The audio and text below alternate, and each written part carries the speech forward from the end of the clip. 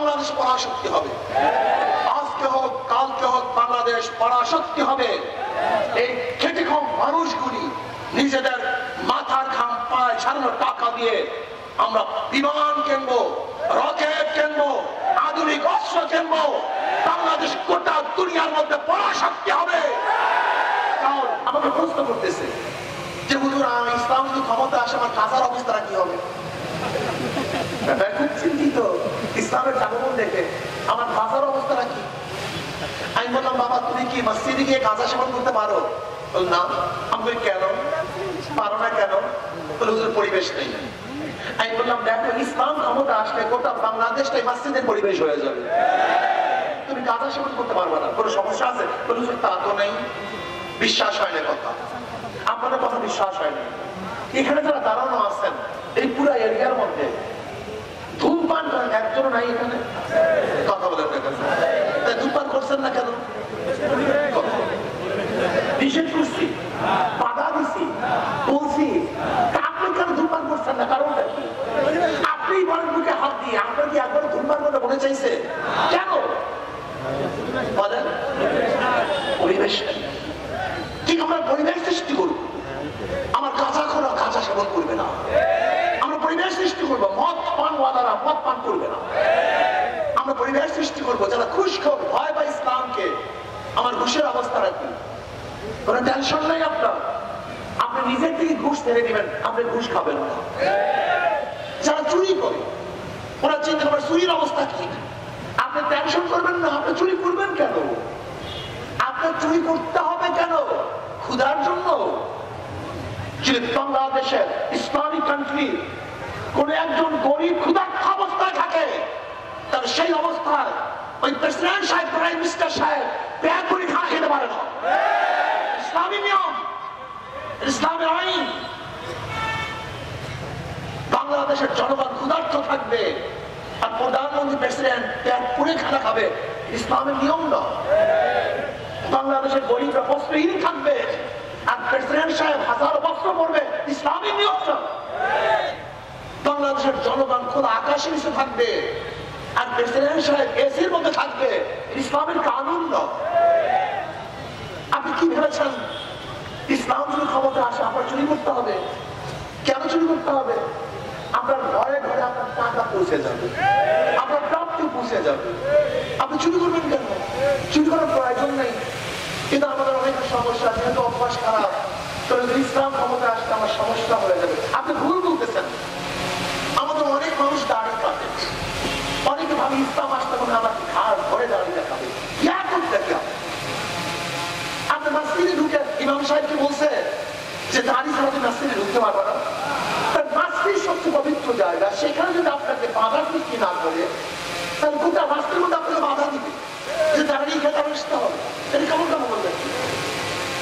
আমরা আগেই বলেছি ইসলাম এমন একটা কানুন, একটা নিয়ম, সেটা মানুষকে এমনি ভালো করে যায়, বিশ্বাস হয় না।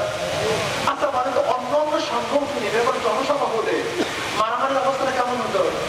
এই সামনে কে বসবে এর জন্য কয়েক দফা ভালো চেয়ার নিয়ে ফাঁকামি করি, তো কথা ঠিক না? ফুল দিয়া নিয়ে মারামারি হতো, কথা ঠিক না? কিন্তু দেখেন তো অবস্থাটা নিয়ে এখানে হাজারো সাধারণ মানুষ, সর্বস্তরের মানুষ কি বলছেন, যাদের অনুষ্ঠানের মধ্যে বিশৃঙ্খলতা হয় তারা দেশকে সুশৃঙ্খল করতে পারে না, আর যাদের অনুষ্ঠান সুশৃঙ্খল তারা দেশকে সুশৃঙ্খল করতে পারে। এখন আমি আশ্চর্য হয়ে আমার ফোন প্রতিকে তাকায় এরপরই বাবা ইসলাম তোমাদের জন্য আসছে, আমরা তোমাদের কথা বলি, তোমরা আমাদের পছন্দ করো না কেন? মা করে মেয়ে মেয়ে আর মেয়ে করে আমি কি নাই বলবো, মা করে জিজি আর জিজানি কি। আমরা তোমাদের জন্য তোমাদের পাশে দাঁড়াতে চাই, তোমার খেদমত করতে চাই। কেন করতে চাই বলতো? শোনো, তোমাদের কাছে যে লিডারের বক্তব্য দেওয়ার জন্য আসে তাদেরকে বলবো আপনার চ্যালেঞ্জ দিয়ে বলেন আপনার রক্ত মধ্যে হারাম আছে কিনা। আমরা চ্যালেঞ্জ দিয়ে বলবো রক্ত মধ্যে হারাম নাই, এক ফুটে হারাম রক্ত নাই। আমরা এই বাংলাদেশে হারাম মুক্ত করতে পারবো, আর যাদের আগে সব জায়গায় হারাম তারা বাংলাদেশকে হারাম মুক্ত করতে পারবে না। মুসলমান তোর হাতের মধ্যে জুলুমের রক্ত নাই, খুনের রক্ত নাই, অত্যাচারের কোনো অবস্থা নাই, সাফ নাই, বলতে পারবে যে লিডারদের হাতের মধ্যে জুলুমের সাফ, হাতের মধ্যে রক্ত, খুনের রক্ত, জুলুম, অত্যাচার, অবিচার, তারা দেশকে জুলুম মুক্ত করবে কিভাবে? মাথা কি খারাপ হয়েছে আপনার? প্রিয় ভাইয়ের আমার জনগণ বাবা, একটু কথা শোনেন, মনে বড় দুঃখ। আপনি দেখেছেন আওয়ামী লীগ অনেক উন্নয়ন করেছে, কিন্তু পালাতে বাধ্য হচ্ছে কেন বলেন তো? জুলুম, অত্যাচার, অবিচার, চুরি, ডাকাতি, লুটপাট, ধর্ষণ। কিন্তু আজকেও যারা 5ই আগস্টের পরে লুট করতেছে, খুন করতেছে, ধর্ষণ করতেছে, শুধু ধর্ষণ করে না, পরিচয় পেটে যায়, স্বামীকে বেঁধে রেখে বাংলাদেশের স্ত্রীকে ধর্ষণ করবে, এটা বাংলাদেশের মানুষ আর দেখতে চায় না। চাঁদা না দেওয়ার কারণে মা সামনের থেকে যুবককে তুলে নিয়ে হত্যা করবে, বাংলাদেশের মানুষ আর দেখতে চায় না। বাংলাদেশের মানুষ আর দেখতে চায় না অত্যাচার, অবিচার, দখলদারি, চাঁদাবাজি, লুট, তরাস, অন্যায়, অবিচার না। জুলাই আগস্ট আন্দোলন করেছিলাম, বৈষম্য বিরোধী আন্দোলন করেছিলাম, বাংলাদেশের মানুষ শান্তি পাবে, মুক্তি পাবে। আমার শ্রমিকের অধিকারের জন্য আর আন্দোলন করবে না, আমার বিধবা মারা না খেয়ে থাকবে না, বাংলাদেশের একজন মানুষ বাস্তুহীন থাকবে না, বাংলাদেশের একটা নাগরিক খোলা আকাশে নিষেধ ঘুমাবে না, আমার বাংলাদেশের কোন মানুষ আর চিন্তাই হবে না, অপহরণ হবে না, বাংলাদেশে একজন মানুষ বিনা অপরাধে জেলে ঢুকে ধরে মরবে না, বাংলাদেশে একজন মার বুকাল খালি হবে না, আমার বোন স্বামী হারার কান্না কাঁদবে না, আমার বাচ্চারা বাবার জন্য এদিন হিসাবে কাঁদবে না। বাংলাদেশ শান্তি থাকবে, মুক্তি থাকবে, স্বাধীনতা থাকবে, প্রত্যেক অধিকার বাস্তবায়ন হবে। এর জন্য আন্দোলন করেছিলাম, রক্ত দিয়েছিলাম, সামনের কাতার অগ্রসর হয়েছিলাম, নিচের বুককে বুলেটের সামনে পেতে দিয়েছিলাম। আজকে যারা চাঁদাবাজি করবে, লুটপাট করবে, জুলুম করবে, অত্যাচার করবে, অবিচার করবে, বাংলাদেশকে দখলদারি করার চেষ্টা করবে, বাংলাদেশের মানুষ ইনশাআল্লাহ অবশ্যই তাদের প্রত্যাখ্যান করবে। ওদের সব জায়গায় ধন্যবাদ, সব জায়গায় ধন্যবাদ। যারা নৌকা নির্বাচন করে নিজেরা নৌকা চালাতে পারে না, যারা ধানের শীষে নির্বাচন করে নিজেরা ধান কাটতে পারে না, যারা নাঙ্গল নির্বাচন করে নিজেরা নাঙ্গল বইতে পারে না, যারা কুঠার নিয়ে নির্বাচন করে নিজেরা কাঠ কাটতে পারে না, যারা গরু চাকা নির্বাচন করে গরুর গাড়ি চালাতে পারে না। নৌকা কাদের প্রতি? ধান কাটে কারা? কাদের প্রতি? নাঙ্গল কাদের প্রতি? কুঠার কাদের প্রতি? প্রতীক দিচ্ছে গরিবদের, কিন্তু যারা নির্বাচন করে একজন গরিব না। অবস্থা বুঝলেন? মানে ধোকাটা কোন জায়গায়? দেশে প্রতীক গরিবদের, কিন্তু একজনও গরিব না, কেউ চালাতে পারে না, কিন্তু হাত পাকে এমন এক প্রতীক।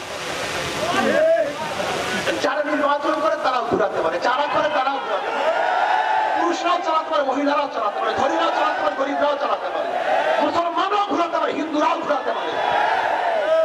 কেউ কার মার্কা বুকি নিয়ে ঘুমায় না, কেউ কার মার্কা বুকি নিয়ে ঘুমায় না, নাঙ্গল কেউ বুকি নিয়ে ঘুমায় না, হাত পাতা কথা বলে থাকবেন।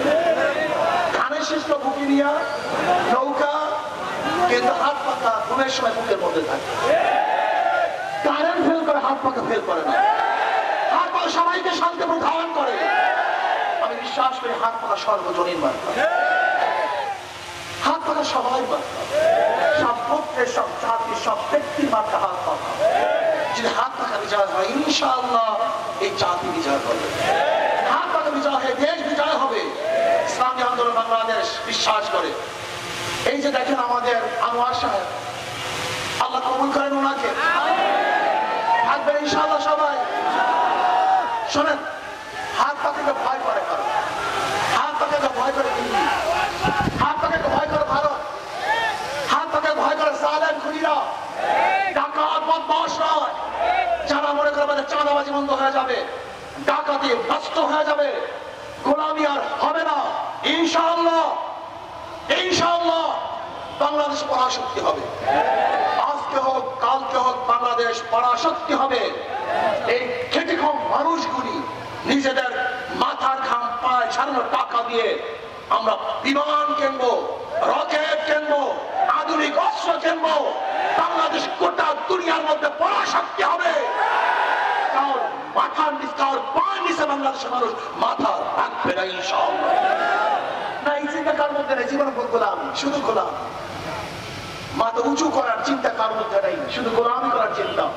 এবার ইনশাআল্লাহ আমরা মাথা উঁচু করবো। কি রাজা আছে না ইনশাআল্লাহ? কি টাকা দেবো না ইনশাআল্লাহ? আমরা সরকারি ফান্ডে, সরকার যে আহ্বান করে আমরা এই অস্ত্র ক্রয় করব, আমরা এই আধুনিক ড্রোন ক্রয় করব, টাকা নাই, বাংলাদেশের মানুষ না খেয়ে সরকারি ফান্ডে টাকা প্রদান করবে, বাংলাদেশকে গোটা দুনিয়ার মধ্যে পরাশক্তি হিসাবে প্রমাণ করবে ইনশাআল্লাহ। কি রাজি আছেন ইনশাআল্লাহ? সব মার্কা দেখা শেষ, বাংলাদেশ ইনশাআল্লাহ সব দেখেছি, এবার হাত পাখা রাজি আছেন ইনশাআল্লাহ? শোনেন, যাদেরকে পরীক্ষা করছেন আর পরীক্ষা করার দরকার নেই। আওয়ামী লীগকে বহুত পরীক্ষা করছেন, ফেল করে ভারতে বাস। এই বিএনপিকে বারবার পরীক্ষা করেছেন, আর পরীক্ষা নেওয়ার দরকার নেই। কিন্তু আমরা এখনো পরীক্ষা দিই, একটাবার পরীক্ষা নেন না, একটাবার পরীক্ষা দেওয়ার সুযোগ দেন। যদি ভালো রেজাল্ট না করি আর দ্বিতীয়বার পরে বুঝবো না, পরীক্ষা দেওয়ার জন্য আসবো না। একটা ইসলামকে সুযোগ দেন, ইসলামকে ক্ষমতায় নেন, বোঝার চেষ্টা করুন। যাদের কথা এবং কাজের মিল আছে তারা এই দেশকে শান্তি দিতে পারবে, আর যাদের কথায় কাজের মিল নাই তারা দেশকে শান্তি করতে পারবে না।